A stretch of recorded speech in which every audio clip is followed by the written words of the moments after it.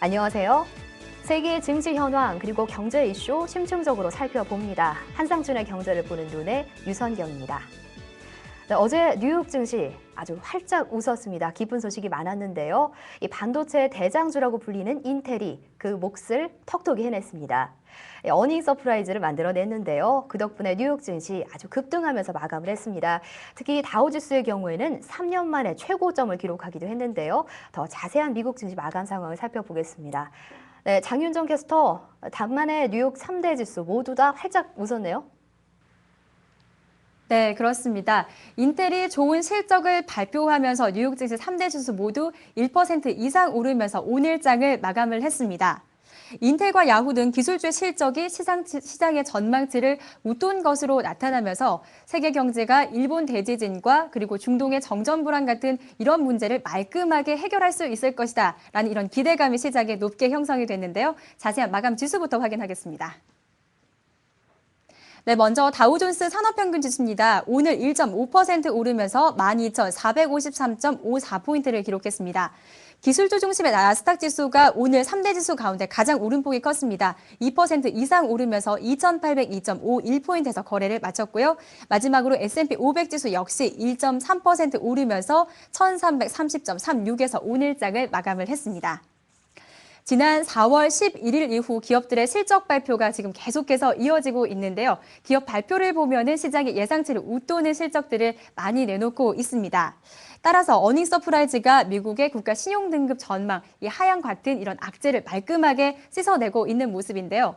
네, 오늘장에서는 일단 인텔이 시장 예상치를 웃도는 실적을 발표했기 때문에 관련 지수들 대체로 전반적으로 흐름 좋았습니다. 오늘장에서 인텔이 7.8% 오르는 모습을 보였는데요. 그간 PC 수요 위축에 따른 실적 부진을 우려했던 투자자들의 위험을 또 말끔하게 씻어낸 모습입니다.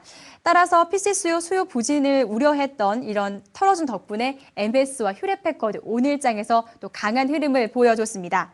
또 따라서 필라델피아 반도체 지수 오늘 4.3% 오르는 모습을 보여줬습니다. 이와 함께 시장의 예상치를 웃도는 실적을 발표한 야후도 오늘장에서 크게 오르는 모습 보였습니다. 네, 특징주 살펴보겠습니다. 유나이티드 테크놀로지가 시장의 예상치를 웃도는 분기 실적을 발표를 했고요. 그리고 또 향후 수익 전망이 좋을 것이다라는 전망이 시장에 나왔습니다. 따라서 이와 관련해 수혜를 입은 산업주 전반적으로 상승 흐름 이어갔습니다. 그리고 항공기 제조업체인 보잉과 알코아도 1에서 2% 오늘장에서 오르는 모습 보였습니다. 네, 반면 예상을 웃돈 실적을 발표했던 IBM은 오늘장에서 하락을 했습니다. 그 이유를 살펴보시면요. 소프트웨어 부분 계약이 감소했기 때문에 투자자들의 불안 심리가 가중된 것으로 보입니다. 또 여기에 은행주인 웰스파고 역시 오늘장에서 하락을 했습니다. 시장의 예상치 못 미치는 소액을 발표를 했고 또 향후 전망이 어둡다라는 소식이 나오면서 오늘장에서 하락을 했습니다. 네, 계속해서 경제지표 살펴보겠습니다. 전미 부동산 중개인협회가 발표한 3월의 기존 주택 판매 건수가 시장의 예상치를 크게 웃도는 것으로 나타나면서 오늘장에서 또 호재로 작용을 했는데요. 지난달보다 3.7% 늘어난 510만 건을 돌파한 것으로 나타났습니다. 따라서 시장의 예상치를 상회한 모습을 보였습니다.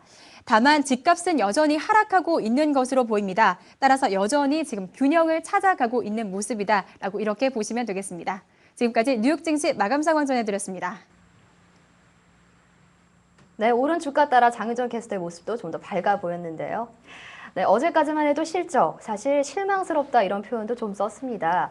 2% 부족했다 이런 표현 써도 적절할 것 같았는데요. 오늘은 그 답답함 확 해소된 그런 느낌입니다. 장에 대한 평가부터 시작을 해보겠는데요. 도움 말씀에 미래에셋증권 한상춘 부사장님 나와 계십니다. 네, 안녕하세요. 네, 안녕하십니까? 네, 제가 2% 표현을 잠시 썼습니다만 좀 시원한 장입니다. 평가부터 부탁드립니다. 오늘 그 방송을 저희가 그 유앵커랑 네. 시작하고 나서 아마 가장 밝게 웃으시는 것 같아요. 네, 그렇습니다. 시장에서는 사실 오늘 같은 장세를 고일적 장세다 이런 표현을 쓰는데요. 우리가 이제 골드락스 장세라는 표현을 여러 가지 의미로 부여하고 있습니다는 네. 사실 증시가 더할 나 없이 좋은 장세를 보통 골드락스 장세다 이런 표현을 쓰고 있습니다. 원래 그 영국의 그 전래 동화인 골드락스 동화에서 어느 배고픈 소녀가 숲에 가다가 곰이 차리는 음식이 있었는데 너무 뜨겁지도 않고 너무 차갑지도 않고 먹기에 가장 좋은 음식을 먹었다 하는 네. 그런 것에서 경제라든가 증시에서 붙일 때는 경제가 또 증시가 더 이상 좋아질 수 없다 하는 이런 표현을 보통 골드락스 장세다 또 골드락스 경제다 이런 표현을 쓰는데요. 네. 아마 그 오늘 새벽 끝난 뉴욕 증시가 바로 그런 그 용어가 아주 적절하게 이렇게 적합한 용어가 아닌가 이렇게 보고 있습니다. 일단 오늘 각도에서 지금 장께서께서 여러 각도에서 말씀해 주셨습니다는 그동안 기업들의 실적이 발표된 지 꽤 오래됐습니다는 네. 사실 월가의 그 예상치를 그렇게 부합하지 못했었고 그렇습니다. 그 다음에 미국의 국가 신용도 전망이 하향 조정 같은 이런 악재가 있어서 의외로 그 기대했던 이런 시각들이 실망스러운 것도 사실이었거든요. 네. 그러나 역시 우리가 이제 주가를 볼 때 기업들의 그 실적을 볼 때 항상 제조업체에서는 세계 최대 알루미늄 업체인 알코아의 실적이 어떻게 되느냐. 네. 그 다음에 IT 업종의 상징격인 IT 인테리어 실적이 어떻게 나오냐. 이것은 이제 실적 발표에서 상당히 주목하는데요. 알코아의 그 실적은 그렇게 썩 좋게 나오진 않았습니다. 네, 그랬죠. 그 인텔의 실적이 상당히 좀 좋게 나옴에 따라서 오늘 주가가 많이 올랐다 이렇게 보시면 됐습니다. 여기에 그 기업 실적과 함께 경제 지표도 상당히 관심이 되는데요. 네.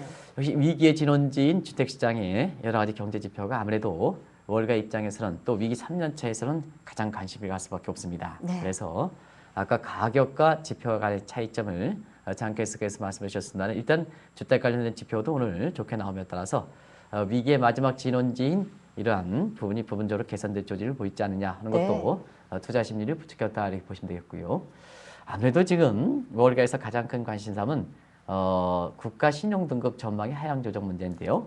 이것이 이제 분위기가 좀 많이 바뀌고 있습니다. 우리가 국가 신용 등급 전망을 할 때도 그런 말씀을 드렸습니다. 미 정부의 신용과 3대 신용 평가를 하는 S&P 사회 네. 신용을 볼 때는 저희들이 그 미국에 있을 때 보면 미 정부의 신뢰도가 더 높다 하는 것을 말씀을 드렸었는데요. 네. 최근에 보면은 시간이 가면 갈수록 이 S&P사의 국가 신용 전망에 대한 어떤 미 정부의 어떤 반격 또 시장에서 보면은 국가 신용 등급 전망이 좀 이렇게 성급하지 않았냐는 판단 이게 네. 이제 시장의 분위기가 좀 바뀌어지면서 국가 신용 등급 전망이라는 또 여기에 따라서 재정 적자라든가 국가 채무 문제 이런 문제는 오바마 행정부가 지금의 경기 회복을 주도하는 이런 문제로 풀어갈 수 있는 문제지 않느냐 하는 네. 이런 시각의 분위기가 좀 바뀌면서 오늘 그 기업 실적 발표와 함께 상당히 주가를 많이 끌어올렸다 이렇게 보시면 됐습니다. 네. 전형적으로 기술과 관련된 우리가 이제 지난번에도 말씀드렸다시피 업종별로 차별화가 되는데 그렇습니다. 기술 업종 같은 경우는 사실 그 제스민 혁명이라든가 이런 거에서 영향을 덜 받을 거다. 그래서 프리 어닝 시즌에 제가 그 말씀을 드린 적이 있습니다. 제조업은 좀 타격을 받다 하더라도 네, 맞습니다. 이 IT 업종이라든가 이런 부분은 제스민 혁명과 관련이 없기 때문에 네. 이런 업종은 상당 부분 기대에 부합할 것이다 하는 측면에서 오늘 IT 업종이라든가 관련된 IT 업종 같은 것이 바로 그런 것이 반증해주는 대목이 아닌가. 그래서 기술 업종이 주가되고 있는 나스닥 지수가 지금 2% 이상 끌어올렸죠. 그래서 전반적으로 투자 심리를 오면서 3대지가 올라가는 이런 모습을 보였다 이렇게 보시면 됐습니다. 네, 미국장 긍정적인 이런 모습에 대한 평가 그리고 원인까지 잘 짚어주셨습니다. 고맙습니다. 네, 다음으로 이머징 마켓인 브릭스 시장 움직임 살펴보겠습니다. 미국의 인텔발 훈풍, 이 브릭스 시장에도 훈훈하게 불어온 모습인데요. 전반적으로 다 상승세를 보인 모습입니다. 더 자세히 살펴볼까요? 장윤정 캐스터. 네, 말씀을 해주셨던 것처럼 인텔의 실적 호조 소식, 유럽과 아시아 할 것 없이 전반적으로 훈풍을 불어넣고 있습니다. 어제 마감된 상하이 지수 마감 상황부터 확인하겠습니다. 네, 먼저 상하이 지수 마감 상황입니다. 그제는 3,000선을 밑도는 모습을 보였다가 어제장에서는 3,000선을 다시 회복하면서 3,007.04포인트에서 어제장을 마감을 했습니다. 미국발 호재로 투자 심리가 호전이 됐기 때문인데요. 하지만 시장에서는 여전히 중국 정부의 긴축에 대한 우려가 남아있고 또 부동산 규제 같은 이런 악재가 남아있긴 하지만 향후 글로벌 경기 회복세에 대한 기대감이 시장에 강하게 형성이 됐기 때문에 어제장에서 증시는 웃었습니다. 네, 업종별 흐름을 보겠습니다. 원자재 가격이 오르면서 소비재와 원자재 가격 전반적으로 좋은 흐름을 보여줬습니다. 여기 헬스케어와 음식료 관련 종목들도 오르면서 지수 상승에 힘을 보탠 모습을 보였습니다. 반면에 하락한 종목들도 있는데요. 금융과 부동산 업종은 어제장에서 하락하는 모습을 보였습니다. 계속해서 홍콩 H지수 확인하겠습니다. H지수 역시 글로벌 증시 상승세와 함께 흐름 같이 하고 있습니다. 어제장에서 1.8% 이상 올랐는데요. 13,492.38포인트에서 어제장을 마감을 했습니다. 미국의 기업 실적과 경제지표 호전 소식 그대로 어제장에 영향을 미칠 모습인데요. 업종별 흐름을 보시면 어제는 IT 관련주가 크게 올랐습니다. IT 관련주의 실적 개선 전망 소식이 나왔고 향후 또 개선이 좋게 나타날 것이다라는 이런 긍정적인 전망 때문에 IT 관련주 어제장에서 크게 올랐습니다. 반면에 또 원자재주는 전반적으로 또 강세 흐름 이어갔는데요. 에너지주와 원자재주, 또 그리고 금융과 통신주도 전반적으로 오른 모습 나타났습니다. 계속해서 인도 센섹스 지수 확인하겠습니다. 인도 센섹스 지수도 어제장에서 1.8% 이상 올랐습니다. 19,470.98포인트에서 마감을 했습니다.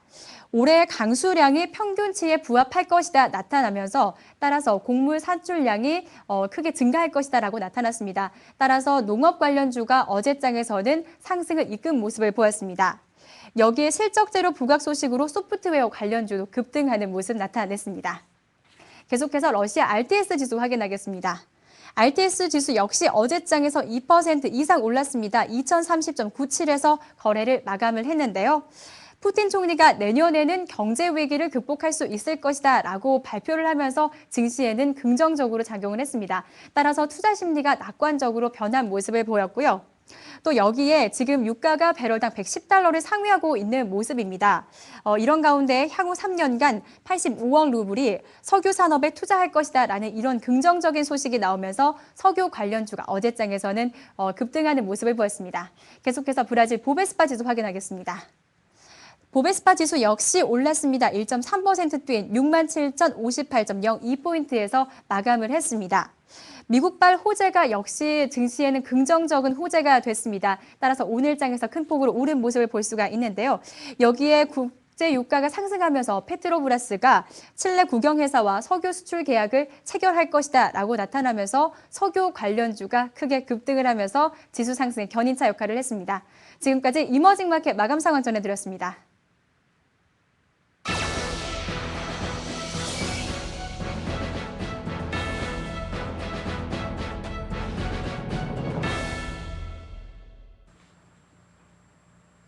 네, 최근 글로벌 유동성이 신흥국 증시로 몰리고 있습니다. 당연히 신흥국 입장에서는 이 물가 앙등에 대한 걱정 있겠습니다만 또 다른 한편으로는 주가가 제2의 활황기를 맞는 것은 아닌가 이런 기대도 나오고 있는데요. 오늘은 이에 대해서 자세히 살펴보는 시간을 마련했습니다. 오늘의 주제는 세계 돈 쏠림 현상, 신흥국 제2의 증시 활황기 도래되나 이런 주제니까요. 궁금하신 사항 있으신 분들 망설이지 마시고 글 올려주시기 바랍니다. 네, 계속해서 한 부사장님과 이야기 나눠보겠습니다. 네, 부사장님. 예. 네, 계속해서 이야기 나눠볼 텐데요. 이러한 현상, 어떠한 부분이 있는지 먼저 짚어주시죠. 글로벌 유동성 전반적으로 사실 그동안 출구 전략 얘기가 많이 나왔습니다는 네. 유동성 자체는 그렇게 크게 줄어들지 않는다 하는 것을 말씀드립니다. 네.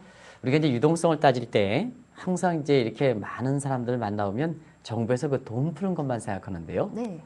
증시 주변에 있어서는 그동안 벽장 속에 그 퇴장됐던 통화가 다시 그 시중에 나오면 투자하겠다고 나오면 그것도 정책적으로 돈을 푸는 거나 마찬가지다 이렇게 보시면 되겠습니다. 네. 전문적인 용어로 하면 호딩됐던 통화, 퇴장됐던 통화가 디스호딩, 시중에 방출된다 하는 의미를 갖고 있는데요. 그렇군요. 전체로 보면 이런 글로벌 유동성 측면에서는 오히려 지금 출구 전략 일부 국가에서 추진에도 불구하고 유동성 크게 줄지 않는다 네. 하는 말씀을 드리겠는데요. 이런 자금들이 최근에 신흥국들로 좀 많이 들어오고 있습니다. 지난 한 해 같은 경우에는 신흥국에 들어온 자금들이 한 9천억 이상, 9천억 달러 이상이 돼서 네. 사실상 2009년에 비해서 50% 이상 급증하는 양상인데요. 올해 들어서 이 같은 추세는 지속되고 있습니다. 네. 그리고 지금의 그 신흥국의 모습을 볼 때는 그 예자에 대한 규제 여부와 관계없이 계속해서 자금이 들어가는 현상은 지속되지 않겠나 이렇게 보고 있는데요. 그런 것 같아서 이 자금의 그 쏠림 현상이다 이런 표현을 쓰는데요. 신흥국으로 그 자금의 쏠림 현상이 되면 항상 네. 그 쏠림 현상이라는 것은 위험성도 같이 내포하고 있습니다. 네. 특정 부분에 그 집중적으로 들어가면 이게 빠질 때 여러 가지 이제 위기가 발생했지 않습니까? 그래서 한편으로서는 이 증시를 비롯한 자산 시장의 어떤 기대와 함께 다른 한편에서는 이 쏠림 현상에 따라서 또다시 그 신흥국들이 위기를 겪는 게 아니냐 하는 이런 시각들이 지금 만만치 않게 제기된다. 그만큼 신흥국으로 자금의 쏠림 현상이 심화되는 상태에서 네. 그러한 그 우려들이 나온다 이렇게 보시면 됐습니다. 네, 쏠림 현상이란 표현을 해주셨는데 그렇다면 이 신흥국들에게 아무래도 부담이 될 것 같습니다. 어떤 측면에서 부담이 되는지 좀 말씀해 주세요. 네, 경제 여건에서 쏠림 네. 현상이라는 것은 많은 분에 나타났습니다는 사실 그 모든 자금이라는 것은 실물의 배인 간 동백 역할을 하기 때문에 네. 항상 실물 경제 같이 움직여야 돈의 역할을 제대로 할 수 있고 여기에 따라서 여러 가지 부작용이 노출되지 않거든요. 그런 것 같아서는 지금의 신흥국의 자금의 쏠림 현상이라는 것은 결국 신흥국의 여건에 비해서 자금이 과도하게 들어온다는 얘기입니다. 네. 그러면 시청자 여러분 지금까지 미래에서 미디어 방송을 통해서 여러 가지 그 부작용적인 측면에서 지금까지 방송해 드렸는데요. 그런 얘기들이 종합적으로 나오는 거다 이렇게 보시면 되겠습니다. 네. 그런 각도에서 경제 여건 이상으로 자금이 많이 들어오면 역시 인플레 부담이 된다. 그렇죠. 이것 때문에 지난 그 한 해 지금까지 금리 인상을 비롯해서 긴축 정책을 나오는 배경이다 이렇게 보시면 되겠고요. 네. 또 한 가지는 자금이 이렇게 많이 들어오면 그 나라의 그 통화치는 절상이 될 가능성이 높습니다. 실제로 절상되고 있고요. 네. 그렇다는 측면에서 보면 절상에 따른 수출이라든가 경기의 둔화 효과 이런 것도 부담이 되지 않겠나 이렇게 보고 있습니다. 또 한 가지는 지금 이제 신흥국 같은 경우에는 정책적으로 긴축 정책을 추진하기 때문에 경제 여건 이상으로 주가가 이렇게 급등하는 양상을 보이지 않고 있습니다는. 네. 그러나 전반적으로 보면 지금까지 경제 여건 이상으로 한국이라든가 이런 대표 국가들 같은 경우에는 역시 여건 이상으로 주가가 올라간 건 사실이거든요. 그렇죠. 지난 3년 동안 보면 시장자비 주가가 왔다 갔다 하기 때문에 그때의 그 단면들을 보면 주가가 이렇게 많이 올랐을까? 내가 이렇게 돈을 많이 벌었을까? 하는 네. 이런 측면에서 지금 의구심을 갖고 있습니다는 한국이 지난 2008년 10월 19일, 20일경에 우리 코스피 지수가 890이었습니다. 네. 근데 어제는 그 2170 정도 이렇게 되다 보니까 그렇습니다. 불과 3년 만에 주가가 배 이상 이렇게 뛰는 데 있어서는 네. 한국의 정상적인 형태를 보면 이렇게 주가가 빨리 뛸 수는 없습니다. 그만큼 신흥국들이 국가마다 정책 추진에 따라서 이렇게 주가의 그 상승폭에선 정도 차이가 있습니다는 대체로 이렇게 외국 자본이 많이 들어옴에 따라서 또 외국 자본의 영향력을 많이 받고 있는 이런 국가의 주가는 많이 급등했다 이렇게 보시면 됐습니다. 네. 결과적으로 보면 인플레가 이렇게 급등하고 그다음에 통화가 절상하고 그리고 주가가 이렇게 급등한다면 정책 당국 입장에서는 어느 정도 소프트 랜딩, 쿨링 다운 할 수밖에 없습니다. 네. 그랬던 것이 정책적인 측면에서 작년 이후부터 신흥국들이 금리 인상을 비롯해서 이 소프트 랜딩, 연착륙하거나 쿨링 다운하는 이런 노력도 아마 외국계 자본이 신흥국으로 쏠림 현상이 나타나는 이런 현상에서 정책적인 측면에도 그런 것이 나타나는 것이 아닌가 이렇게 보고 있습니다. 네, 잠시 그 원인에 대해서 살짝 말씀을 해주셨는데요. 좀 더 자세히 듣고 싶습니다. 이렇게 부담이 될 정도로 쏠림 현상이 일어나는 원인 뭔지요? 일단 글로벌 유동성이 네. 시기적인 측면에서 보면 이 금융위기와 맞물려 있다는 것은 아마 시청자 여러분이 잘 아실 거로 이렇게 그렇습니다. 보이는데요. 그런 측면에서는 위기에 어떻게 신흥국들이 입장이 바뀌었는가 여기서 먼저 찾아야 되지 않느냐 생각합니다. 네. 이런 각도에서 보면 신흥국들은 선진국에 비해서 빨리 그 경기 회복됨에 따라서 이런 외국 자본들이 유입될 수밖에 없는 이런 구조다 이렇게 보시면 되겠고요. 네. 같은 맥락에서 지금 세계 경제 질서가 지난 3년 동안 중국을 중심으로 해서 사실 신흥국으로 많이 바뀐 상태입니다. 그런 건 이제 단순히 뭐 외환보호라든가 GDP라든가 수출 규모로 따질 뿐만 아니라 IMF라든가 이런 의결권의 커터는 어떻게 조정됐을까? 네. 또 세계 그 최고 경제 단위, 국제규모의 구성력이 가장 높은 이런 그 최고 경제 단위는 누가 만들까 하는 각도에서 보면 이번 위기를 거치면서 그동안은 G7 국가들이 세계 최대의 최고의 구성력을 갖고 있는 네. 이런 국제기구를 만들어 왔습니다는 이번 위기를 거치면서 G20 국가들이 국제규모를 만든다는 것은 서울 정상회담에서 이미 확인됐었고요. 네. 또 한 가지는 사실 그 위상적인 측면에서도 보면 외환보유고만 하더라도 이 신흥국들의 외환보유가 세계 외환보유계의 약 65%를 점유할 만큼 이미 세계 경제 질서는 신흥국 쪽으로 보는 거거든요. 네. 그런 각도에서는 이러한 그 트렌드에 맞춰서 이런 외국 자본들이 많이 유입되는 것이 아닌가 이렇게 보고 있습니다. 또 한 가지는 지금은 위기 과정에서 각국마다 이 니프티 피프티 차별화 양상이 많이 빚거든요. 네. 그런 각도에서 보면 승자 독식 효과가 누리는 국가들 같은 경우에는 경제가 빨리 가고 또 금리도 오르고 통화도 절상되고 그다음에 패자 효과가 나타나는 그런 국가들 같은 경우에는 자 금리도 오르지 않고 네. 그다음에 통화도 약세가 되다 보니까 시청자 여러분 제가 무슨 얘기를 하려고 그랬는지 잘 아실 겁니다. 결과적으로 보면 금리 차이든가 환차익 같은 이러한 노리는 그 캐리 자금 성격에서 보면 사실 그 신흥국 입장에서는 금리도 높고 통화도 절상되고 절상 가능성에 대한 기대가 있으다 보니까 네. 이 캐리 자금들이 들어올 수 있는 여건 자체가 아주 기가 막히게 형성돼 있다. 그런 차원에서 직접 투자 자금뿐만 아니라 네. 이런 캐리 자금 같은 투기성 자본들 예. 그다음에 최근에 있어서는 우리가 일전에 알아봤습니다는 지난 3년 동안 위기 과정에서 고객들의 손실을 봤던 것을 이게 보상한다는 측면에서 헤지 펀드라든가 이러한 펀드들의 활발한 투자하는 활동에서 투자의 선호 대상이 신흥국을 이렇게 중시하는 상태에서 네. 이런 세 가지 각도 요인들이 복합적으로 작용해서 지금 자금이 많이 유입된다 이렇게 보시면 되겠습니다. 네, 다양한 외국계 자금이 들어오는 여러 가지 원인을 잘 정리를 해주셨는데요. 네네. 그렇다면 어떻게 보십니까? 앞으로 이러한 쏠림 현상 지속이 될까요? 앞으로 사실 이러한 그 자금의 흐름은 좀 불가피하게 좀 계속해서 유입될 거로 이렇게 봅니다. 네.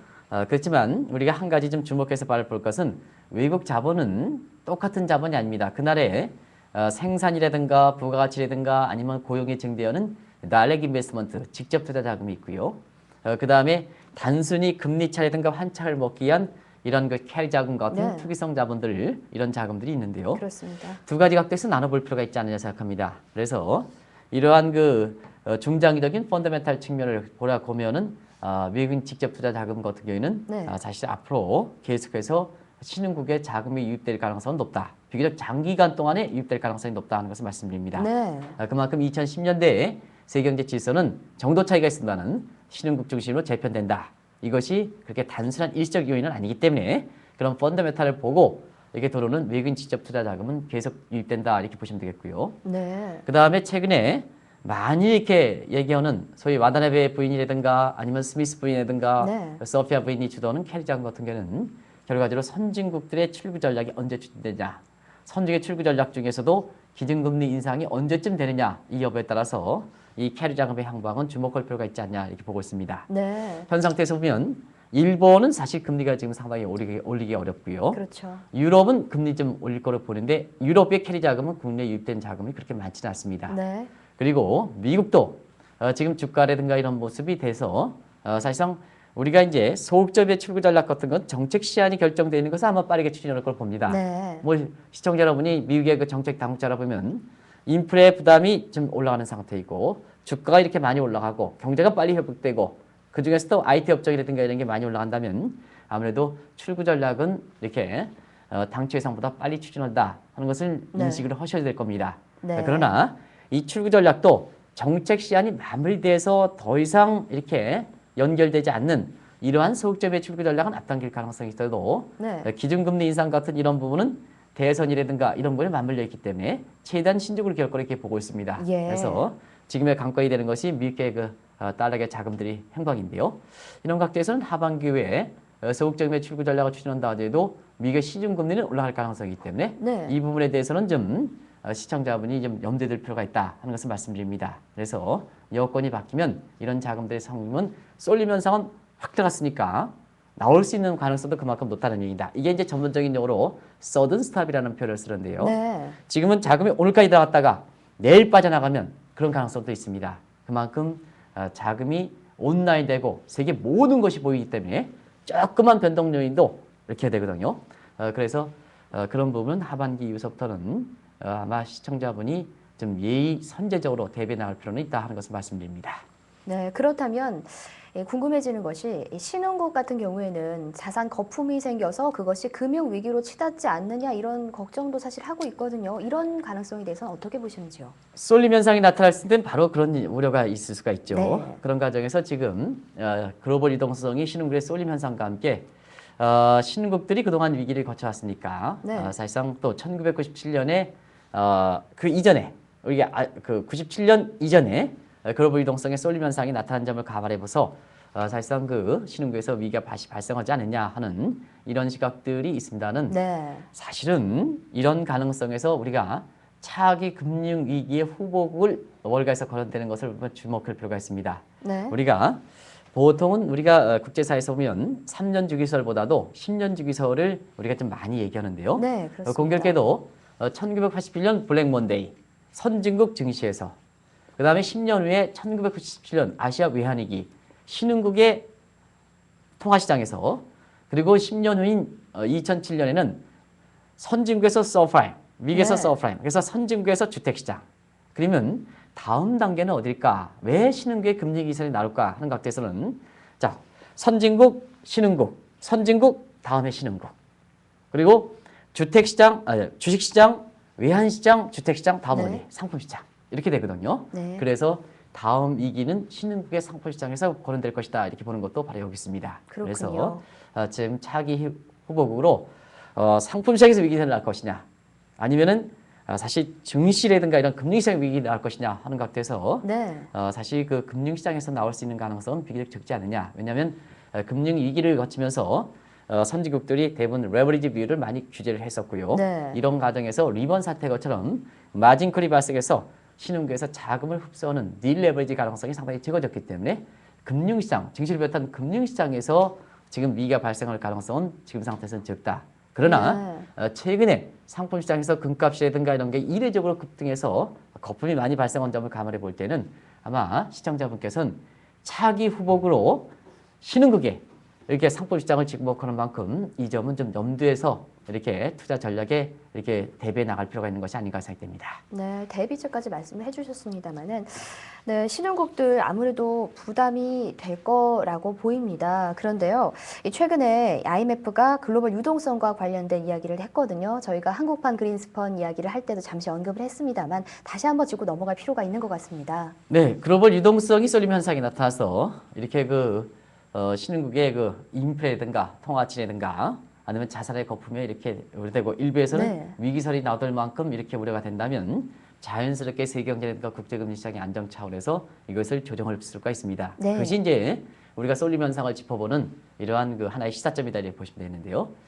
그동안 이런 외국 자본이 이렇게 규제할 때는 신흥국의 문제다 해서 보통 신흥국들이 외국 자본 유입을 좀 억제한다든가 그 다음에 외국 자본을 이게 유입된 것을 완충시키기 위해서 외환보를 확충한다든가 이런 쪽에 주로 유입국의 책임을 돌려서 그 규제책을 좀 강조했거든요. 네, 그래 왔었죠. 그럼에 따라서 지금까지 나왔던 발표를 보면 토빈세라든가 외환거래세라든가 또 예치제라든가 그리고 외환보의 확충이라든가 외환보의 건전성 제고라든가 이런 측면에서 주로 유입국들의 이렇게 규제책을 강조했습니다는 앞으로는 글로벌사에서 국제금융시장에서 세계경제 안정을 찾기 위해서는 네. 자금을 유출해 나가는 국가도 문제가 있지 않느냐. 네. 유입국만 규제하면 안 되지 않느냐. 이게 이제 세계 공존적인 차원에서 바람직한 현상이라고 보여집니다. 네. 그래서 지금 자금의 유입을 쏟아내는 그래서 신흥국의 자금의 쏠림 현상을 가져다 주는 네. 궁극적 원천에 해당되는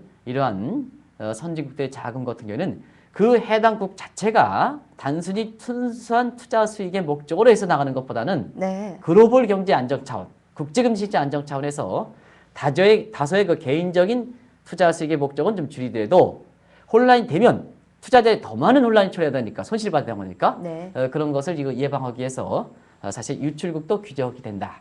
그러면 자 앞으로의 외국 자본의 이런 문제에 대해서 규제하는 방안은 과거에는 유입국의 일방적 규제책에서 앞으로는 유출국도 규제하고 유입국도 규제하는 쌍방향 규제로 이렇게 간다는 얘기입니다. 네. 이 대목은 아마 시청자분께서 향후에 외국 자본, 특히 한국처럼 외국 자본에 의해서 국내 증시가 영향이 상당히 높은 이런 국가에서는 지금은 쌍방향 규제 쪽으로 이렇게 방침이 바뀌고 있는 상태에서 네. 구체적으로 어떤 내용을 포함시킬 것이냐 하는 이 대목은 단순히 주가가 올라간다 내려간다 이 차원에 따라서 사실 국내 증시에 많은 영향력을 줄 수 있는 부분이기 때문에 앞으로 구체적인 정책, 쌍방향과 관련된 구체적 정책이 나오면 미래선 미디어를 통해서 발빠르게 지금 전해드릴 것을 약속드립니다. 아무튼 간에 네. 시청자분께서는 이 쌍방향 정책의 구체적 내용, 이것이 어떤 쪽에 포함될 것이냐 하는 것을 예의주시해서 바라볼 필요가 있다는 것을 말씀드립니다.